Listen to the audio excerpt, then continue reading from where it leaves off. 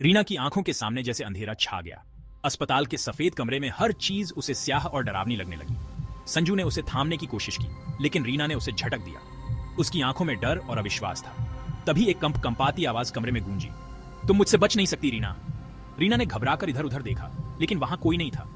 अचानक लाइट्स तेजी से चमकने लगी और कमरे में एक ठंडी हवा चलने लगी। दीवार पर एक साया उभरा, वही शैतान जिसकी शक्ल उसने मंडप में देखी थी। तुमने मुझसे शादी की है, अब तुम मेरी हो, साय ने गुर्राते हुए कहा। रीना चिल्लाई, यह झूठ है, यह सब सपना है। संजू ने रीना को पकड़ने की कोशिश की, लेकिन जैसे ही उसने उसे छुआ, संजू का चेहरा विकृत होने लगा। वह भी उसी शैतान में बदल गया।